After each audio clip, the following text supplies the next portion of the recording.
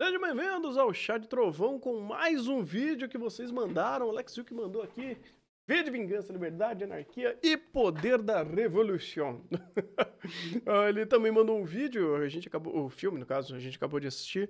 Eu tô pensativo ainda sobre o filme, eu gostei, mas não sei, ainda tô com algumas coceirinhas na cabeça. Diogo XP 2019, obrigado pelo sub, meu querido. A gente faz inclusive essas gravações em live, né? Como já deu pra perceber.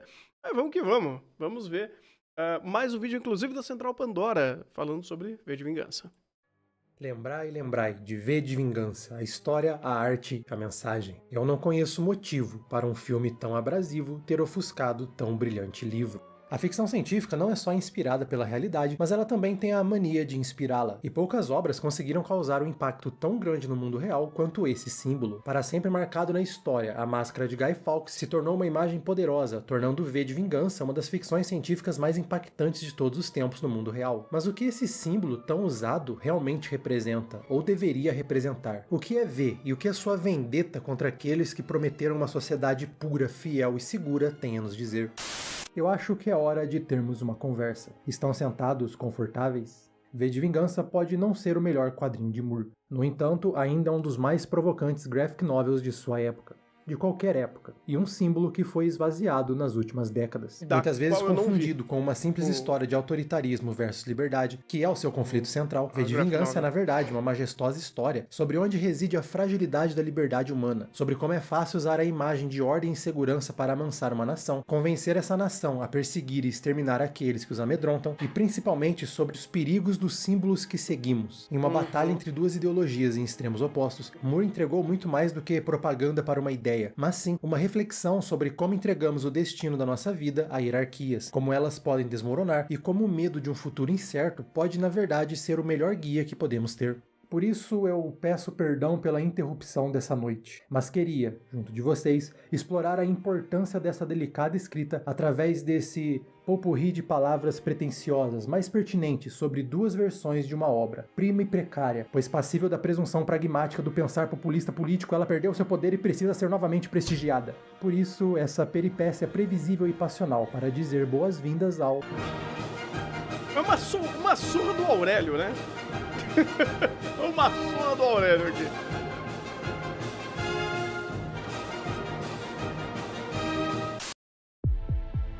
I don't know how I got here. Claro. Óbvio. Where am I? 1714.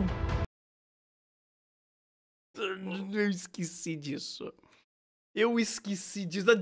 O Mickey mais me persegue até aqui.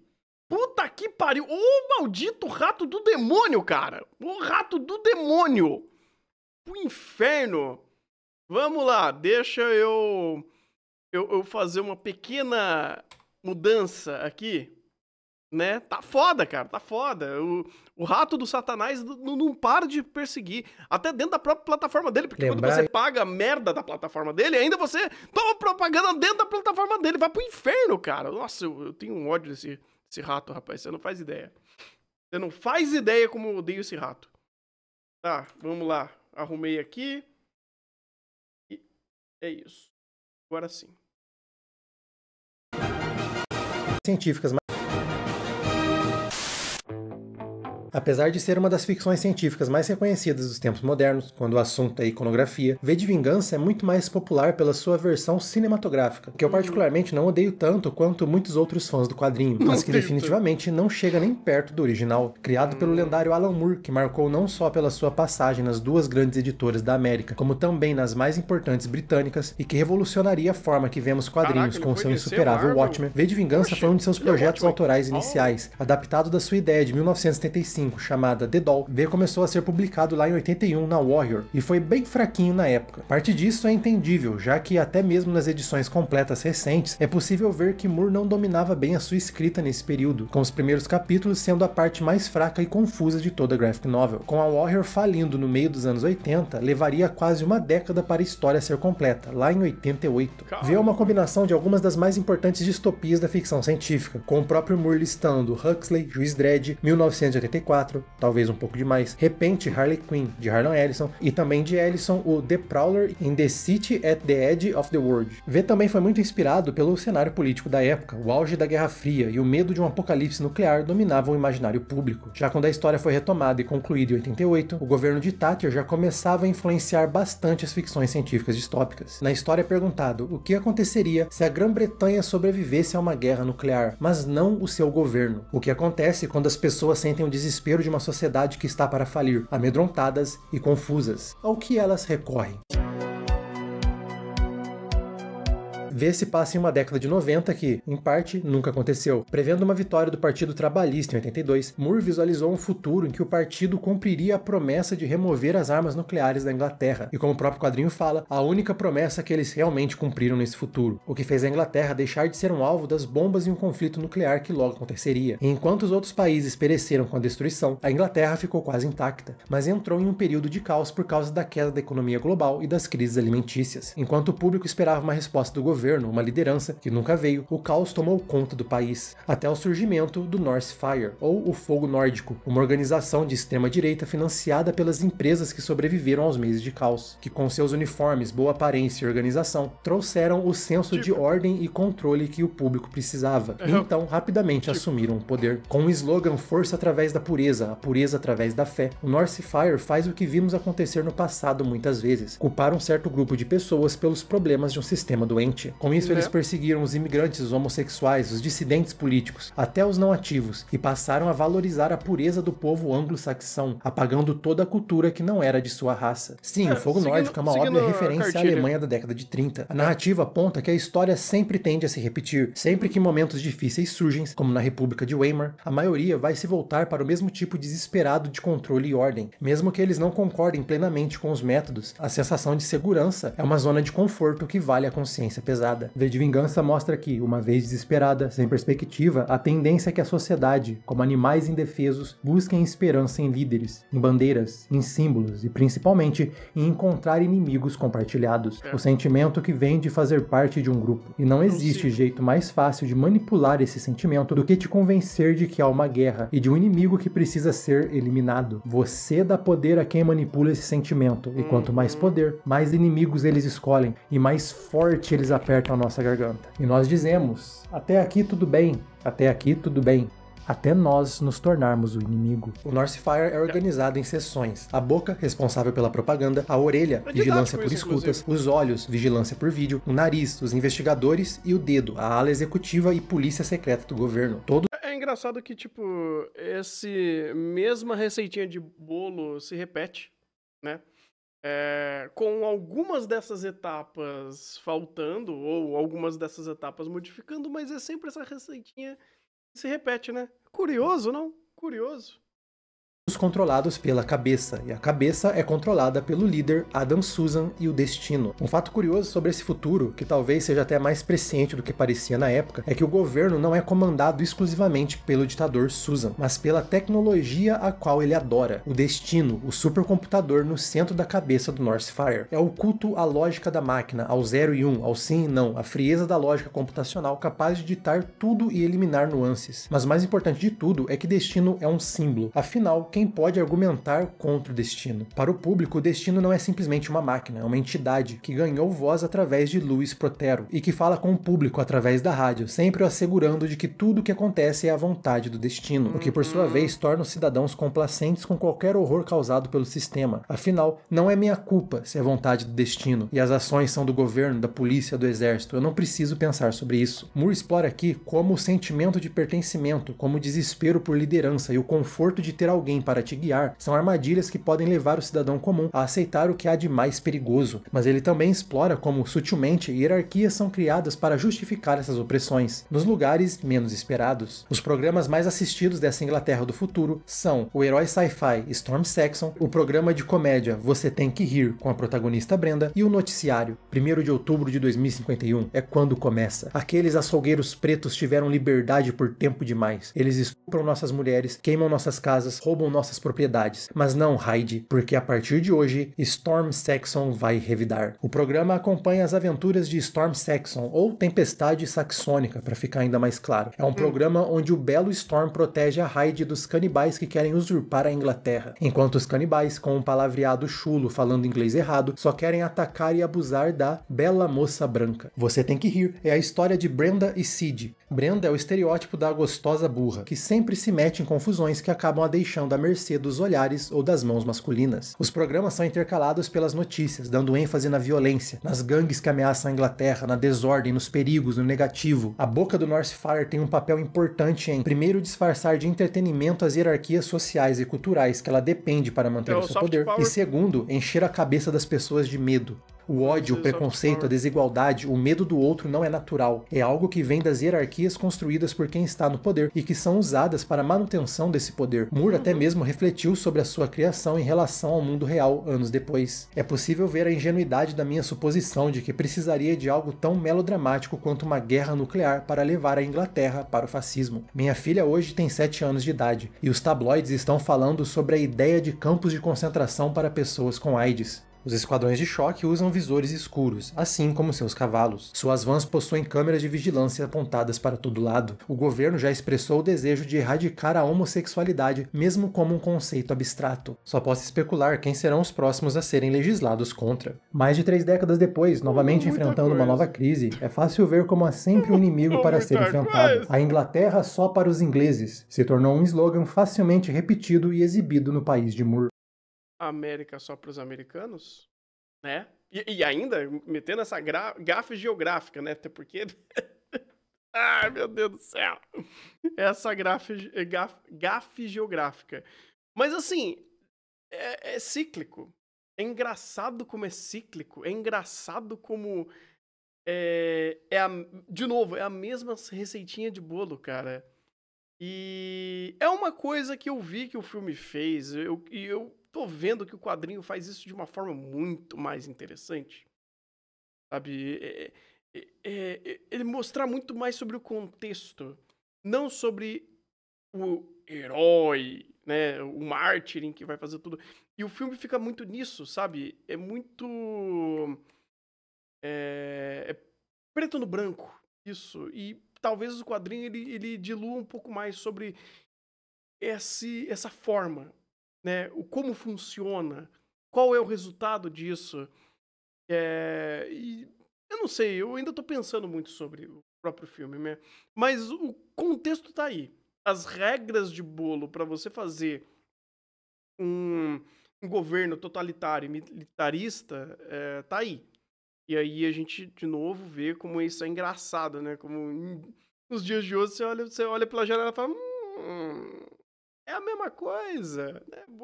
É bom estudar história pra gente ver que o passado se repete e como... às vezes não precisa ser tão over ou ser tão aterrorizante como, sei lá, uma guerra mundial pra você manter esse tipo de estandarte vivo. E é perigoso isso, é aterrorizante isso. Em outras partes da Europa, a mesma tática de medo é usada. A ideia é mostrar a importância de desconfiar de quem está te vendendo inimigos e as soluções fáceis para se livrar deles, porque um dia eles vão se livrar de você. Exato. Então, nessa visão veementemente vil, poderia vítima e vilão ocuparem a mesma vaga? Sim. Poderia o sentimento de Vox Populi voltar a valer através da vontade de um? Mas de quem? Sempre bater no inimigo fácil.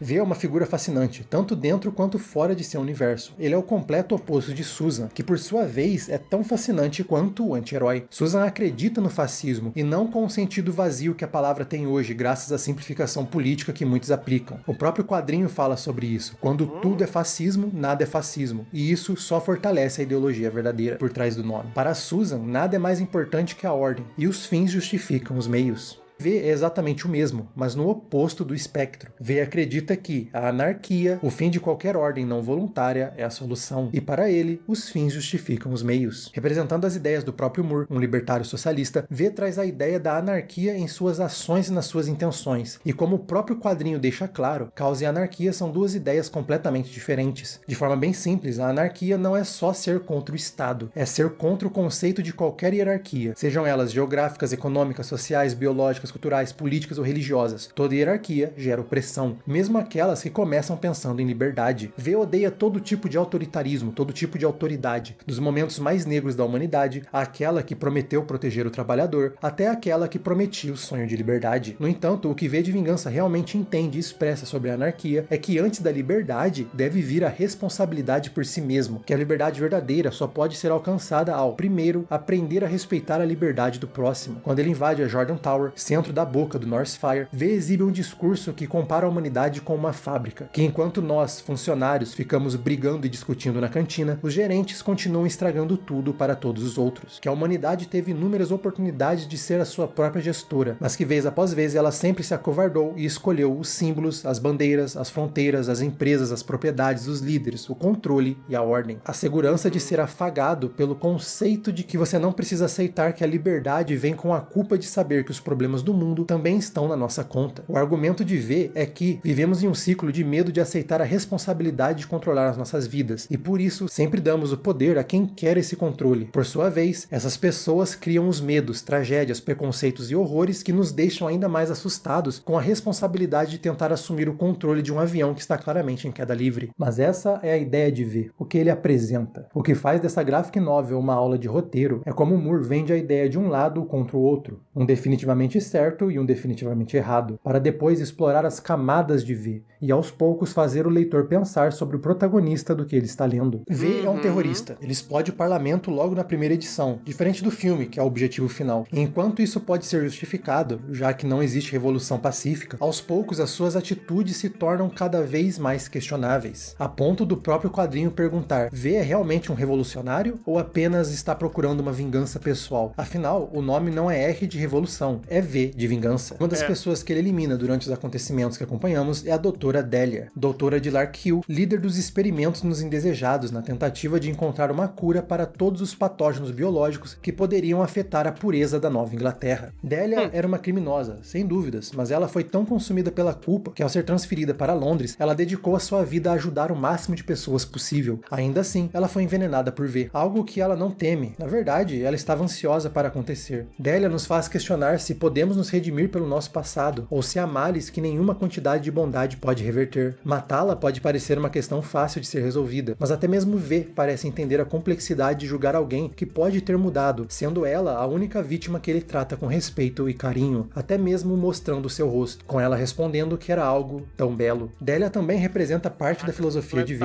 Em Larkhill, ela odeia os internos, não por causa de toda a propaganda do governo, mas porque eles não lutavam, eles apenas aceitavam o que as autoridades diziam. É por isso que ela acha o rosto de V tão belo, mesmo uma vez achando ele tão horrível. É o rosto de quem está lutando contra a tirania. Já no fim de sua vida, Delia representa a base central da ideologia do anti-herói. Ela não culpa o Northfire, ela não culpa a guerra, ela não culpa ninguém a não ser ela mesma pelo que ela fez. Ela assume a responsabilidade pelos seus atos e aceita a consequência de ter feito mal aos outros, provando assim o ponto de ver sobre a capacidade de se autogovernar, a capacidade de aceitar as consequências de suas ações que um indivíduo deve ter antes dele pensar em ter liberdade. A morte de Delia é um dos pontos mais altos do quadrinho. Ele prova e questiona o ponto de V, justifica e desafia. É um golpe de genialidade e é o momento da história em que o leitor começa a entender que V de Vingança não é sobre te fazer adorar uma ideia, mas sim questionar todas elas. Legal. Eu não queria falar para as pessoas o que pensar, eu só queria falar para elas pensarem. Legal, é por isso isso é que legal. V usa uma máscara de um conhecido terrorista e criminoso que, por muito tempo, teve bonecos queimados na Inglaterra, como a tradição de malhar o Judas daqui do Brasil. A ambiguidade do simbolismo que a máscara representa é importante no quadrinho. Seria um erro romantizar e explicar o Guy Fawkes na história, da mesma forma que no filme, V salva e abriga Eve, que no quadrinho Putz, cara, é isso que eu tô pensando. Nossa, deve ter tanta coisa que, tipo, se você compara com um quadrinho ou filme, tipo, dá uma... Fica bizarro, fica estranho, porque o filme, ele enaltece bastante o V. Tipo, ele coloca ele naquele pedestal, principalmente quando... Ah, eu vou te quebrar pra te reconstruir e tá tudo bem. Não tá tudo bem. Não tá tudo bem. Não, eu vou me transformar no opressor pra você entender o meu ponto. Você fala, caraca, mano, precisava. Tinha que ser assim? Era assim mesmo que funcionava? É uma justificativa muito esquisita, cara. É uma garota de 16 anos que trabalha na empresa de fabricação de munição, mas por ganhar pouco ela decide se prostituir e na sua primeira noite é quase morta por homens do dedo. Aliás, o V explode um deles com uma granada em forma de mão falsa. Ele é bem teatral. Com Eve, ele desenvolve uma relação de pai e filha, protetora e protegida, professora e aluna, algo longe do romance que acaba surgindo no filme. V não obriga Eve a fazer nada que ela não concorde plenamente, e quando ele pede a ajuda dela para encurralar o bispo Lilliman, Eve depois se recusa a fazer qualquer coisa que ajude V a matar alguém de novo, e ele simplesmente a deixa ir. Do lado de fora, perdida, Eve busca um lugar para ficar, mas já absorvendo parte do que aprendeu com V, ela se recusa a se submeter a uma situação hierárquica para encontrar segurança. Então ela acaba encontrando Gordon, um homem mais velho, mas que a respeita e ela o respeita igualmente. Gordon é um contrabandista de material proibido pelo Northfire, e por isso tem aliados nada amigáveis, no submundo e dentro do governo. Mas quando um de seus aliados do contrabando o trai para aumentar os seus lucros, e Gordon é assassinado,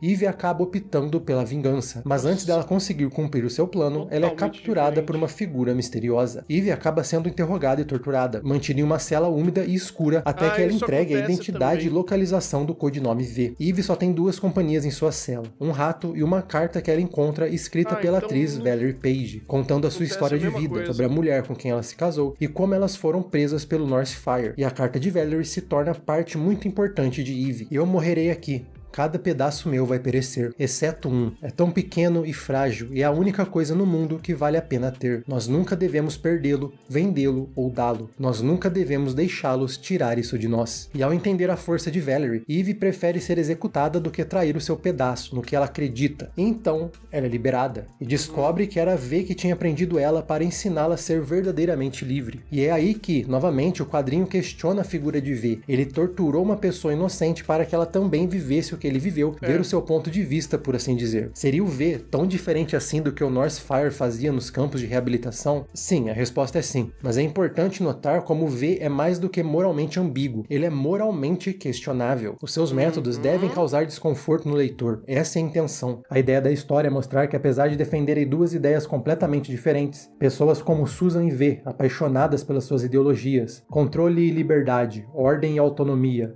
vão justificar os meios através dos fins. E esse é o ponto principal sobre V. Você pode concordar com a sua ideologia, mas não vê-lo como um símbolo a ser seguido à risca, um ideal inquestionável. Nenhum ser humano é, e nenhum ser humano deve ser. Mas até o fim, V de Vingança ainda mostra que o seu protagonista sabe disso. Quando chegamos na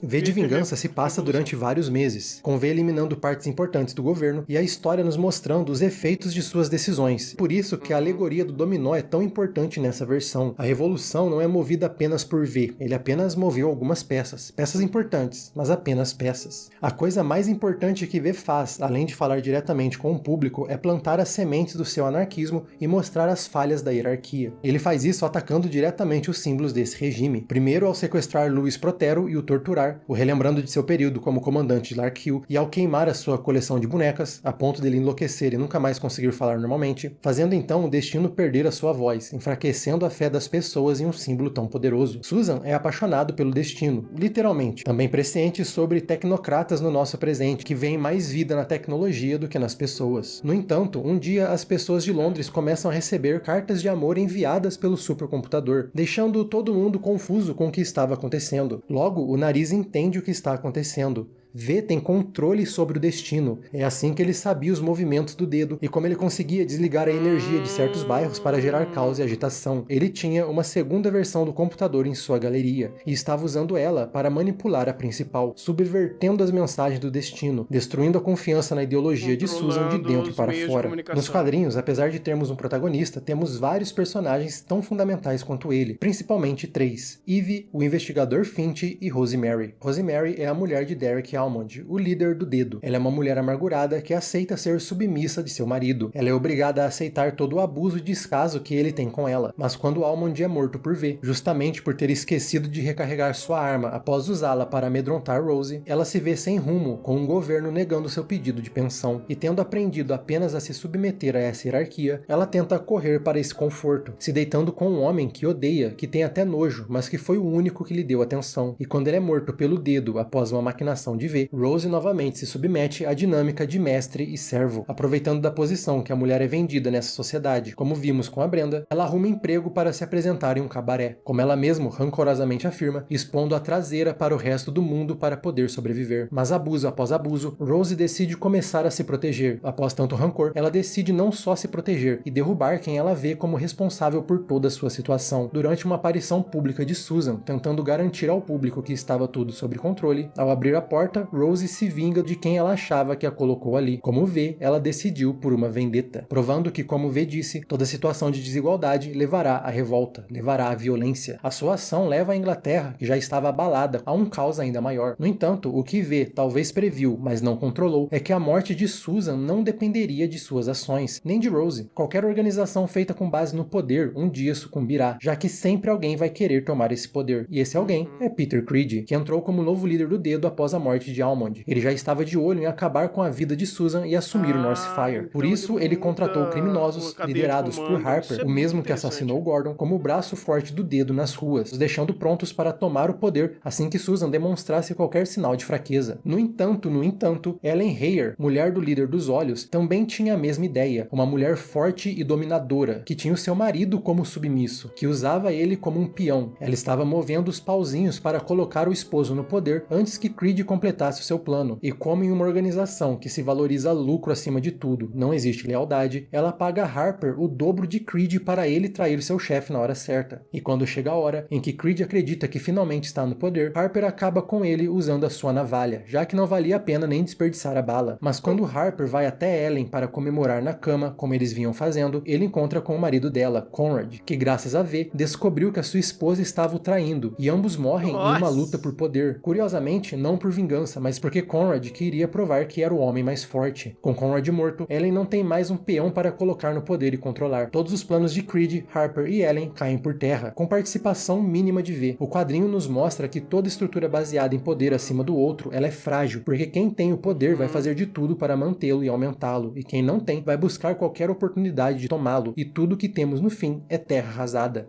Enquanto vemos esse fim acontecendo, acompanhamos também a história de Finch, que após ver Delia morta por V, decidiu encontrar o terrorista a todo custo, e para isso ele decidiu ir até Larkhill e usar uma dose de LSD para tentar aumentar a sua percepção e conexão com o local, tentar ver o que V viu e entender o criminoso que ele procurava, para então encontrá-lo. E quando tudo começa a fazer efeito, ele realmente vê o que V viu, ele entende V, ele entra na sua cabeça, mas principalmente ele vê tudo aquilo que o seu país perdeu por causa da sua acomodação, por causa da sua covardia e do seu medo, pela sua desesperada busca por algum comando que o desse um caminho para seguir. E ele lamenta os tons de pele que a Inglaterra perdeu, a diversidade que uma vez ele tanto amou e até esse momento não sabia, até ter ajudado a destruí-la. Ao entender V, Finch descobre onde ele está escondido e fica cara a cara com ele pela primeira vez. Ainda querendo vingar Delia, ele dispara contra V, que se defende, mas não o mata. E é aqui que temos a icônica frase sobre ideias serem a prova de bala, por isso não há como matá-las. Mas depois de ver a quantidade de sangue no chão, ele sabe que feriu o terrorista mortalmente. Ao reportar ao Dedo o encontro e sobre como ele conseguiu ferir V, ele tem um lapso de consciência e não entrega onde fica a Galeria das Sombras. Agora, entendendo o que V quer, tendo lembrado que o Northfire tirou desse mundo, ele protege a localização do homem, que até esse momento ele só queria derrubar para sempre. Eve é quem encontra V, já sem vida, e ela até pensa em retirar a máscara, imaginando quem poderia estar ali embaixo, imaginando qual seria o seu rosto, qual seria a sua raça. Mas nada disso importa, porque o que ele acredita supera quem ele era. E quando ela entende isso, ela deixa a máscara onde está e dá a V um funeral viking, com um trem cheio de bombas para destruir de vez a cabeça. Tendo aprendido tudo o que podia, em alguns momentos desafiando V cara a cara ao entender a sua ideologia de verdade, ela decide vestir o manto de seu mentor, se tornar o novo V e anunciar a Londres que agora eles devem escolher o seu destino. Diferente do filme, a roupa, a máscara não se torna um símbolo para guiar uma massa, mas sim algo para representar uma única ideia, uma única pessoa, por quem concorda e a entende a ponto de questioná-la várias vezes. Todos os outros devem encontrar as suas próprias ideias e não seguir a dos outros cegamente. V sabia que morreria, mas ele aceita isso porque a sua revolução tinha um tempo de destruição e um de reconstrução, e após o seu êxito, a sua terra do faça o que quiser precisa de quem é capaz de construir, não de destruir, e por isso é a vez de Eve, e não mais das bombas. E assim acaba a revolução. Finch encontra Ellen na rua, tentando usar o pouco poder que ainda tinha, o seu apelo físico, para formar um novo exército para tomar o poder mais uma vez. E ela oferece para que ele seja o seu novo rei. Mas ele recusa a possibilidade, seguindo por uma rua parcialmente acesa, mas que acaba na escuridão, sem destinos, sem certezas, como V queria, sem deuses, sem lei, sem mestres. O que vai nascer dessa confusão? Algo pode nascer dessa confusão? E quando você pensar no qual é o preço de uma revolução, mas ainda, qual é o preço da liberdade?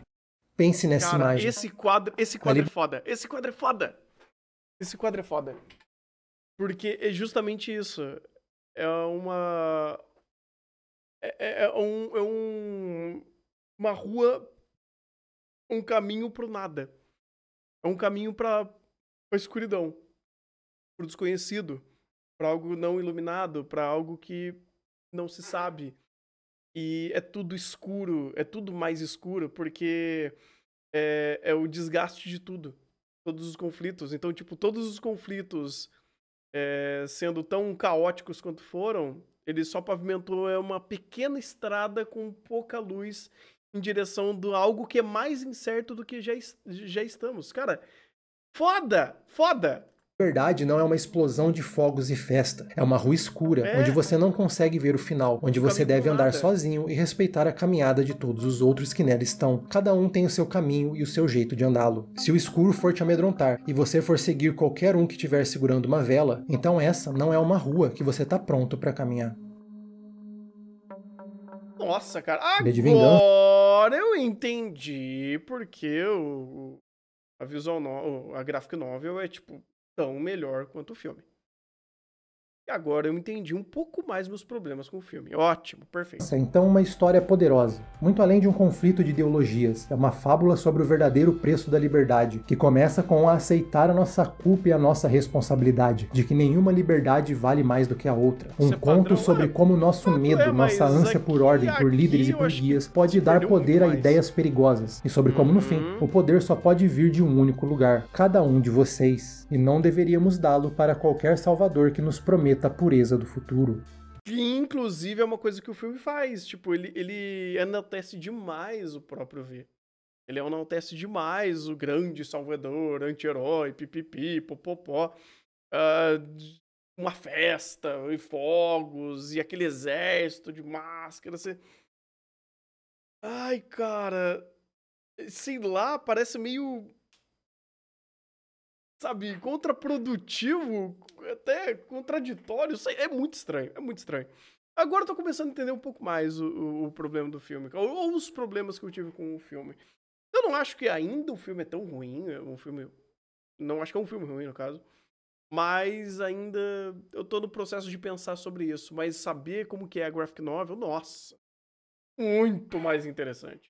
No entanto, o quadrinho foi claramente ofuscado por uma adaptação muito mais popular. A adaptação que, enquanto consegue ser fiel ao original em pontos, o que ele muda altera drasticamente o que V deveria simbolizar. V de Vingança, o filme, não é tão diferente assim da graphic novel quanto muitos dizem. Ele recria cenas e momentos com perfeição. Todo momento em que Eve está na prisão e lê a carta de Valerie é feito com maestria e talvez até mais emocionante do que nas páginas de Moore. E Hugo Weaving como V é simplesmente genial. Ele tem tanta energia por baixo da máscara que mesmo com uma cara imutável, o personagem é expressivo, tudo na voz, nas mãos, no movimento, no corpo. Voilà!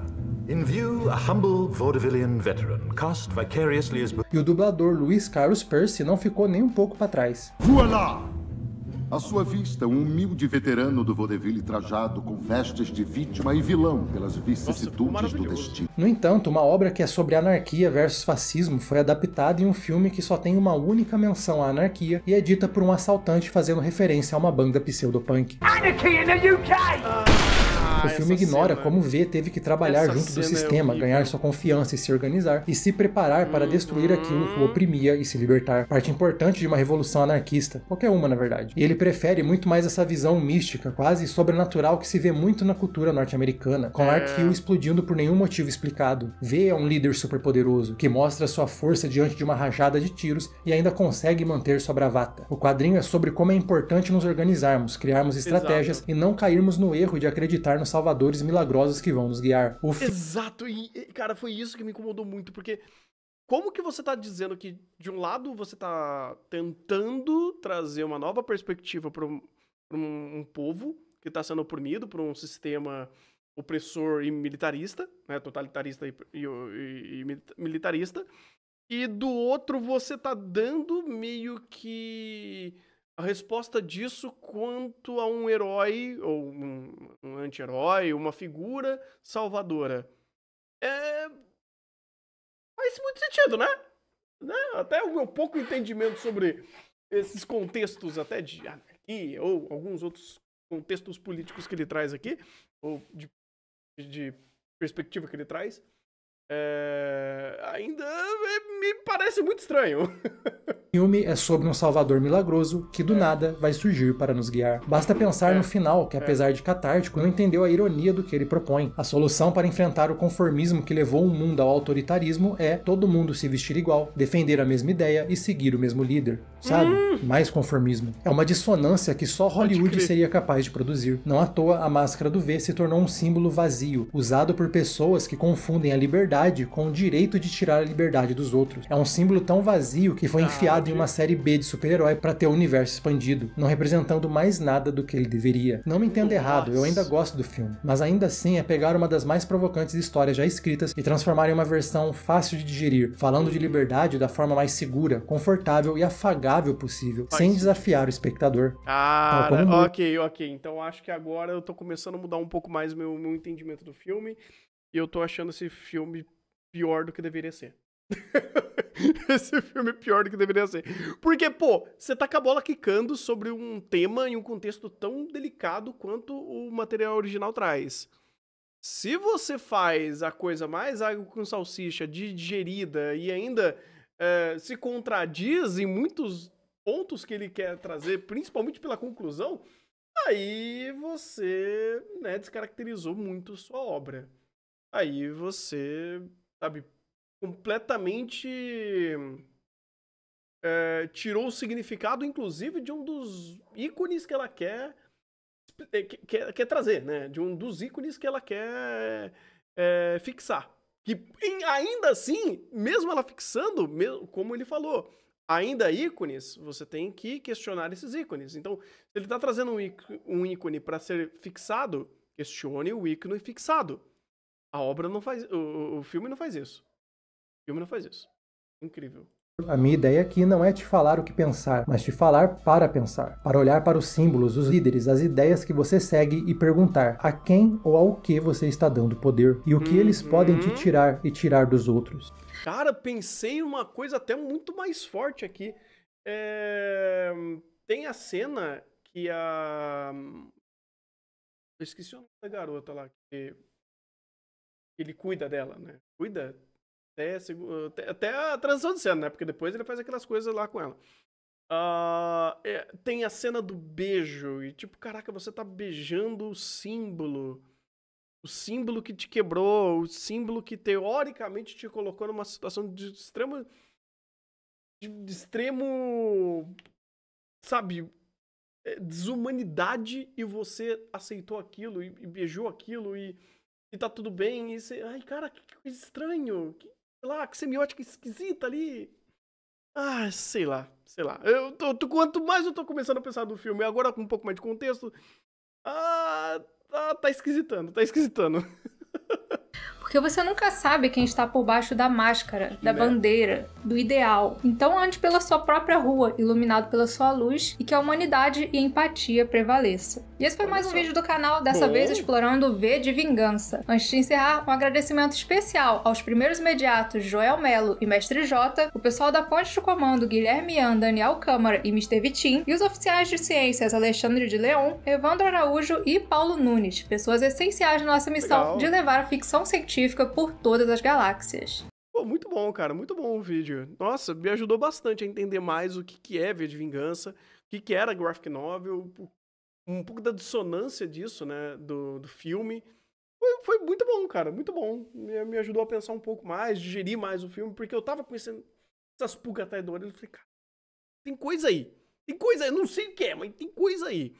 Conhecer o material original fez, nossa, toda a diferença. Ou até mesmo, não é que fez toda a diferença, mas me ajudou a entender um pouco mais por que o filme muda tanta coisa e qual é o resultado dessas mudanças. Assim, não tem problema em você fazer uma adaptação que muda coisa. Até porque, bem, a gente tá no mundo dos animes, vê muito sobre isso e toda outra transmídia acontece isso. Mas se é pra fazer, estabeleça um norte. Sabe, estabeleça um sentido temático, um sentido narrativo, uma obra que tenha começo, meio e fim, que ela se concatene, que ela faça sentido com ela mesma, sabe? Se esse filme tivesse feito isso, beleza, mas em alguns momentos ele começa a tropicar, usar os mesmos eventos, mas ele tira um pouco do contexto da cena, ele muda, ele se contradiz, é estranho, sabe? É muito estranho. E existem bons exemplos de outros filmes que mudam bastante a sua obra original, mas não tem problema em fazer isso desde que você faça bem, ou que você pegue aquele contexto e trabalhe de uma outra forma, de uma outra ótica, e tá tudo bem. Porque é impossível você fazer uma adaptação de 1 para 1. É impossível uma adaptação fiel. Impossível, impossível. Porque adaptar é você alterar. E fiel é você manter a coisa estagnada do mesmo jeito. Então, essas duas palavras são uma contradição com elas mesmas, né? Não tem como você fazer uma mudança original, tipo, uma mudança fiel, porque se você tá fazendo uma mudança, você já não está quebrando, você já está mudando ela, ou seja, você já tá quebrando a fidelidade dela. Então, e se for feito dessa forma, faça bem. Sei lá, o primeiro Fullmetal Alchemist, eu acho que faz isso muito bem. O Mizushima é do segundo, do Brotherhood. O Irie... Irie? Ai, rapaz, agora me confundi. Enfim, eu acho que é o Irie. Deu um cloister aqui. Ele mudou muita coisa da obra, né, do material original, e ele foi fazendo sua própria interpretação. Foi bom até os 45 do segundo tempo, porque depois vem o filme de Shambhala e, meu Deus do céu, e não deram todo o tempo que ele precisava pra fazer todo o roteiro que ele queria.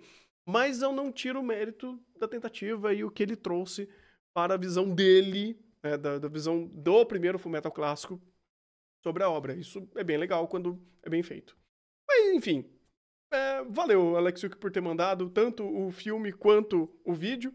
Foi bem legal, foi uma experiência interessante para conhecer um novo universo que eu não conhecia e eu gostei bastante. E quem sabe um dia eu consiga ver a graphic novel. Me interessei muito sobre essa história. E é isso. Bom anime, até o próximo.